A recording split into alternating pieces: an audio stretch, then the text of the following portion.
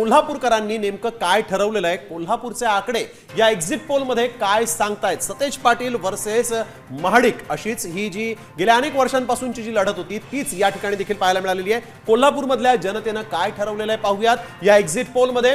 कोल्हापूरकर काय म्हणतायत, कोल्हापूर कसं तर कोल्हापूर असं. एक्झिट पोल बघा, भाजपला 21, शिंदे सेनेला 15, एनसीपी अजित पवारांच्या पक्षाला 7, काँग्रेसला 34, ठाकरे सेनेला 2, जनसुराज्याला 2 अशा जागा इथं मिळतील. काँग्रेसला इथं जास्त जागा मिळतील असं दिसतंय. परंतु भाजप आणि शिंदे सेनेची जर कधी युती झाली तर मात्र आपण बघतोय की या पक्षांच्या जागा 36 होऊ शकतात, तर काँग्रेस यांना 34 जागा मिळतील. इथं मात्र कोल्हापुरात आपल्याला माहिती आहे की बंटी पाटलांनी अर्थातच सतेज पाटलांनी इथं प्रतिष्ठा त्यांची पणाला लागली होती. कसं कोल्हापूर तर कोल्हापूरचे हे एक्झिट पोलचे आकडे आपण समोर आलेले आहेत ते आपण पाहतोय. काँग्रेसला 34 जागा मिळू शकतात. काँग्रेस पुन्हा इथं सत्तेत येऊ शकते. 9 वर्षानंतर निवडणुका झालेल्या आहेत. गिरीश, अगदी बरोबर. स्नेहिल, मला वाक्य आठवतंय सतेज पाटलांचा, कोल्हापूर कसं तुम्ही म्हणाल तसं. ही टॅगलाईन खूप गाजली होती. आणि बघा एक्झिट पोल काय सांगतोय कोल्हापूरचा. भाजपला 21, शिंदे सेनेला 15, अजित पवारांच्या राष्ट्रवादी काँग्रेसला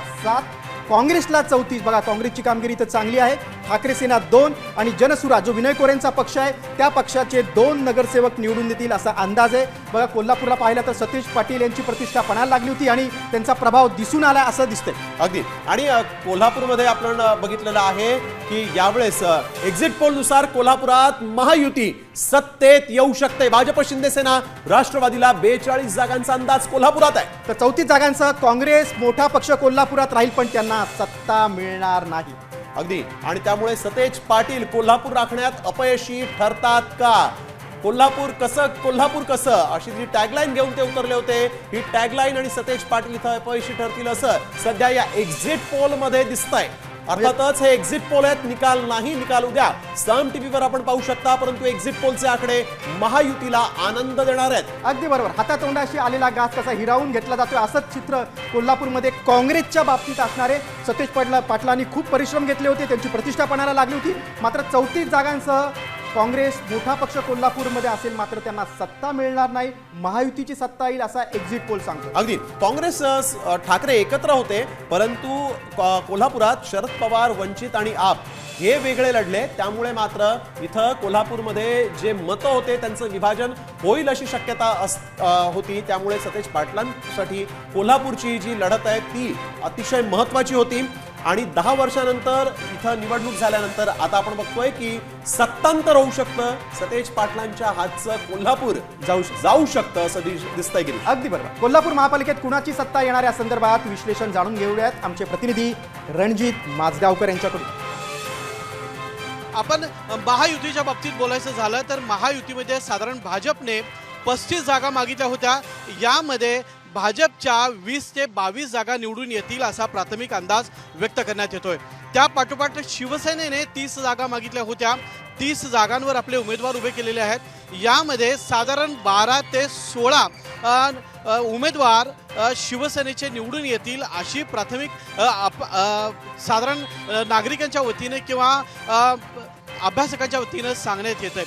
याचबरोबर राष्ट्रवादी अजित पवार पक्ष यांनी 15 जागांवर आपले उमेदवार उभे केलेले आहेत. यामध्ये साधारण 7 ते 8 ठिकाणी त्यांचे उमेदवार निवडून येतील.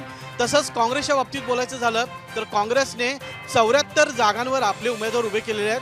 यामध्ये 30 ते 32 नगरसेवक काँग्रेसचे निवडून येतील. आता महानगरपालिकेमध्ये मॅजिक फिगर जी आहे ती साधारण 41 आहे. 81 मध्ये साधारण एक सत्ता हाती यावी यासाठी महायुती तर प्रयत्न करत आहे. मात्र काँग्रेस एकाकी पडलेला आहे. सतेज पाटलांनी केवळ उद्धव बाळासाहेब ठाकरे शिवसेनेला बरोबर घेऊन त्यांच्या 6 जागा आणि 74 जागा या काँग्रेसच्या अशा 81 जागांवर ही लढत दिलेली आहे, ही झुंज दिलेली आहे. मात्र एकूणच जर आपण विचार केला तर कोल्हापुरामध्ये महायुतीचा झेंडा महापालिकेवर फडकेल असा प्राथमिक अंदाज कोल्हापूरकरांच्या वतीनं व्यक्त करण्यात येतोय. महाराष्ट्रातील सर्व बातम्यांचे विश्वासार्ह व्यासपीठ, सकाळच्या सर्व सोशल मीडिया प्लॅटफॉर्मला लाईक, फॉलो आणि सबस्क्राईब करा. तसंच सर्व नोटिफिकेशनसाठी बेल आयकॉन प्रेस करायला विसरू नका.